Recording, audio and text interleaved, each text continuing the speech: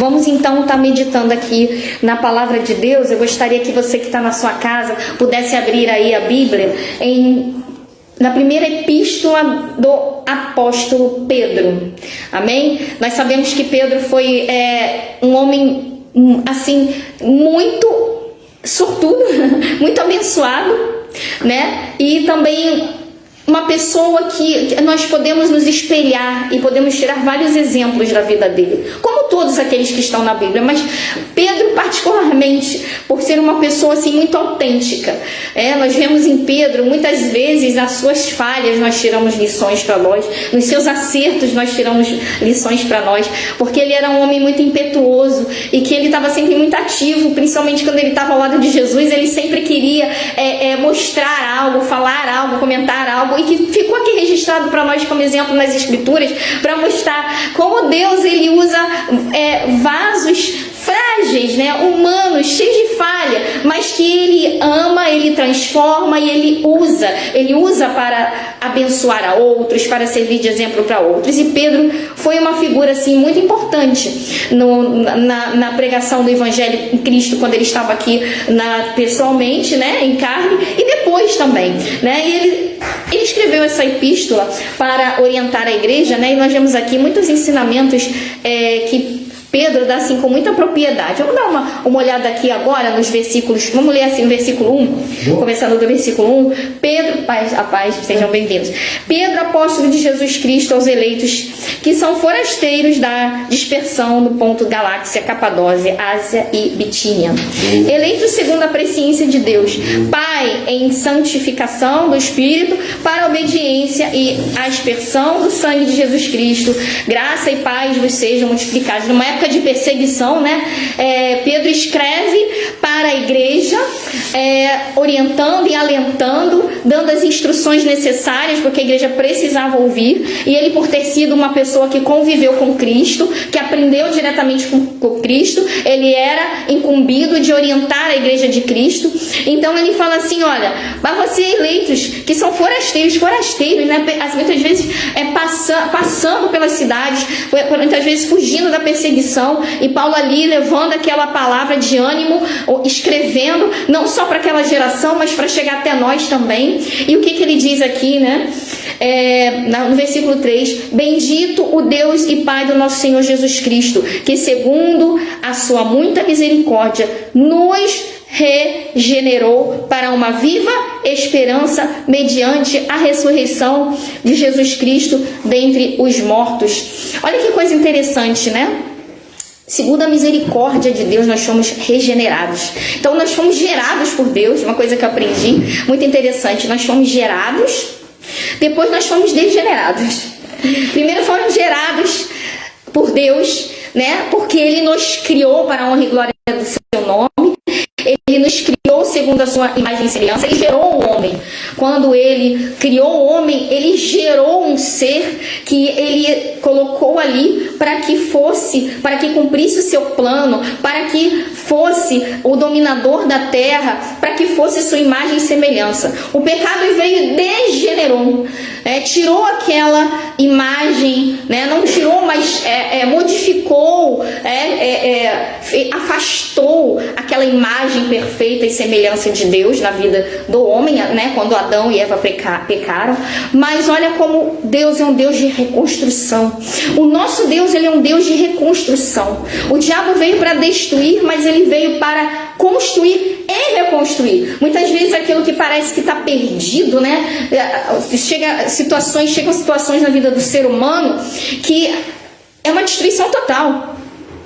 Quem de nós também não já passou, né, por situações que parecia totalmente destruído, alguma coisa na nossa vida estava completamente perdido. Mas olha só, o nosso Deus é um Deus de construção e reconstrução. Ele veio para construir aquilo que Satanás destruiu ou tentou destruir totalmente. E olha só o que ele fez, né? Ele nos regenerou aquilo que estava degenerado pelo pecado. Jesus veio e regenerou pelo seu sangue, mediante a sua ressurreição. Aquilo que estava morto, nós éramos mortos no pecado, o Senhor Jesus trouxe a ressurreição através da sua morte em nós, e para uma viva esperança, para que a gente tenha a esperança de que não só Ele fez isso conosco, mas Ele tem tudo mais para fazer, Ele tem muito mais para nos trazer, para nos revelar, e tem muito mais para fazer na vida de outras pessoas também, para uma herança incorruptível, sem mácula, inacessível, reservada nos céus para vós outros. Né? Muitas pessoas estão hoje em dia lutando, estão aí pelejando, né? Estão aí muitas vezes brigando umas com as outras para receber uma herança carnal, né? Quantos não gostariam de receber uma herança nessa terra, né? Receber algo material que viesse até facilitar mais a sua vida materialmente falando, financeiramente falando, mas essa herança que você pode receber, né? Pode ser um bem material, ela não se compara, ela jamais vai se comparar à herança que Deus tem para te dar. Por quê? Porque a gente, quando fala das coisas espirituais, a gente não está falando de coisas que a gente vai usufruir só por alguns anos. A gente está falando de coisas eternas. Amém. Muitas vezes a gente está aqui pelejando por coisas passageiras, a gente se dedica tanto a coisas passageiras. A gente empenha tanto tempo, tanto esforço em coisas que a gente vai ter durante um tempo, e às vezes a traça vai corroer, vai passar, né? A gente daqui a um tempo não vai ter mais. Mas a gente não quer gastar um tempinho para coisas que são eternas e que vão trazer um peso de glória na nossa vida, que muito mais vai ser acrescentado do que só aquilo que é material, que vai trazer sim o material também, e vai trazer o eterno, né? Que lá na eternidade, se a gente crê, se a gente tem esperança de eternidade, a gente não pode ficar somente agarrado às coisas daquilo. Eu não estou dizendo que a gente não vai investir tempo, é claro, no nosso trabalho material, que a gente não vai investir tempo em prosperar na terra, que a gente não vai, claro, mas o que Jesus falou na sua palavra? Buscai primeiro o reino de Deus, o reino dos céus, e as demais coisas vos serão acrescentadas. Se a gente mexe nessa ordem, a gente perde. Então as pessoas acham que estão ganhando porque estão mexendo nas coisas. Ah, não, peraí, deixa eu fazer esse trabalho material aqui, eu vou ganhar muito dinheiro nele. Beleza, não é errado você trabalhar materialmente, você investir, né? Não está errado. Mas isso se torna errado e se torna algo prejudicial quando você inverte a ordem das coisas. Primeiro lugar, Deus. Quando você coloca Deus em primeiro lugar, e você busca a justiça dele em primeiro lugar, quando você procura, né, estar perto de Deus, fazer a vontade de Deus, abençoar teus irmãos, orar por aqueles que são necessitados, por aquele que está precisando de uma ajuda, de uma mão, de uma palavra, às vezes uma palavra tua. A pessoa às vezes só precisa de uma palavra de alguém. Tem tanta gente que está aí triste, que está, sabe, amargurada, depressiva, que é somente uma palavra tua na direção de Deus para abençoar. Quando a gente deixa de fazer essas coisas para buscar só o material, né, para investir só o tempo nas coisas materiais, a gente acaba perdendo. Porque quando você investe numa pessoa, no teu próximo, na palavra de Deus, você não sabe que você está juntando tesouros lá no céu, e esses não vão se corromper. Você vai chegar lá na eternidade e você vai ter coisas maravilhosas. É essa esperança que, se a gente é cristão e a gente crê no espiritual, a gente tem que ter, investir nisso, né? A gente tem que crer nisso. E o que aqui fala, né? O Espírito de Deus fala através do apóstolo Paulo, para uma herança incorruptível, sem mácula, né? As coisas aqui, elas são corruptíveis, né? Elas muitas vezes vão estar manchadas por falhas, por imperfeições. Porém, aquilo que Deus tem para nós é perfeito. É perfeito. O plano que Deus tem para a sua vida, você pode ter um plano para a sua vida e você traçar milhões de objetivos, né? Claro, isso também não está errado. Mas se for só você que não consegue ver o futuro, traçando a tua própria vida, muitas vezes você vai errar. Muitas vezes você vai falhar, você vai, não era bem isso que eu queria, não era bem isso que era para ser, eu não tenho, sabe, não era bem isso para acontecer. E aí você vai acabar até emperrando no meio do caminho. É diferente quando você coloca Deus em primeiro lugar, quando você pede orientação ao Espírito Santo e Ele vai guiando a tua vida, ainda que seja aquilo que você não planejou, mas Ele vai te guiando. Isso vai ser o melhor para você. Você vai ver como as coisas vão fluir na tua vida. É por isso que é importante, como Pedro, falou aqui, buscar uma herança, para uma herança incorruptível. E mais que ele fala aqui também no versículo 5, vós sois guardados pelo poder de Deus mediante a fé, para a salvação preparada para revelar-se no último tempo. Olha que maravilha, Poder da fé, nós somos guardados pelo poder da fé. A palavra de Deus diz que sem fé é impossível agradar a Deus. Você não consegue nem se aproximar dele, porque como você vai se aproximar de um ser que você não consegue enxergar se não for através da fé? A fé é o quê? É você crer naquilo que você não vê, nas coisas que não se veem, mas que se esperam. E você não vê esse Deus, mas você pode sim ter relacionamento com esse Deus. Você pode sim constatar que Ele existe, que Ele opera na vida daqueles que creem. Mas você só consegue constatar. Você primeiro, para constatar e ter experiência e ver que realmente Ele vive, você tem que crer.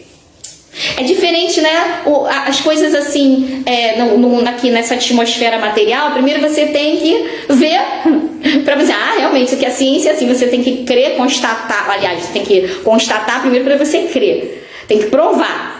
Com Deus é o contrário. Primeiro você precisa crer nele. Você precisa ter fé que Ele existe, que Ele é poderoso. E isso vem através do quê? Pelo Espírito Santo de Deus. Você tem que dar lugar para o Espírito Santo de Deus, E crer. Para então você constatar. Porque aí você vai ter experiência com Ele. Você vai ver que realmente a sua fé, ela, no Deus vivo, na direção certa, no Jesus, no Criador, ela funciona, ela age e ela faz você ver as coisas espirituais acontecendo. Quero saudar aí o irmão Almiro. Olha, tudo na vida temos que ter fé. Esse é o meu propósito. Amém. Glória a Deus. Que Deus te abençoe. Esse é o teu propósito. E Deus está dizendo também amém na tua vida.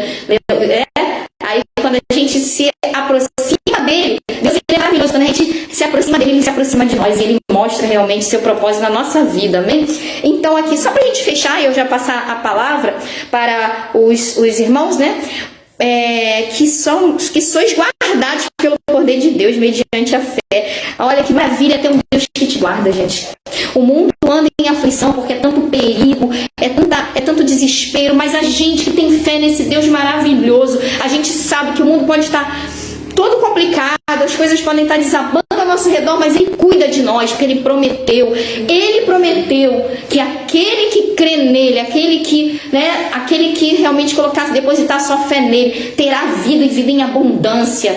É isso que Ele tem para nós. E Pedro estava relembrando essas palavras aqui quando ele estava alentando aos primeiros cristãos através dessa epístola, e dizendo: exultai, embora no presente, por breve tempo, se necessário, serás contestados por várias provações, embora a gente tenha aqui provações nesse mundo e a gente nesse presente tempo passe por dificuldades, alegrai-vos, porque o Senhor tem cuidado de você, o Senhor tem te cuidado.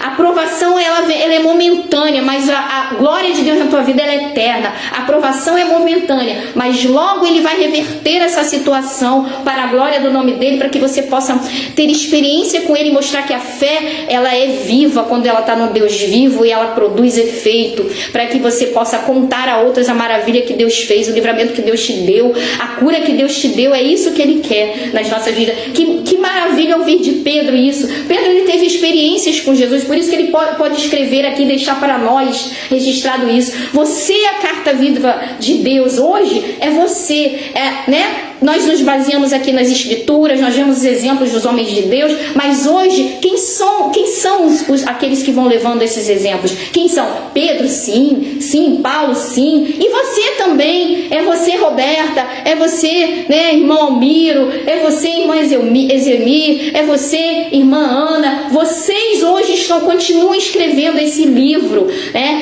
esse livro, a história do cristianismo, Você é a carta viva. a carta viva, o livro vivo, né, lido pelas pessoas que estão aí de fora, precisando de uma esperança, precisando de uma renovação de fé. E como é que elas vão ver isso? Através de você.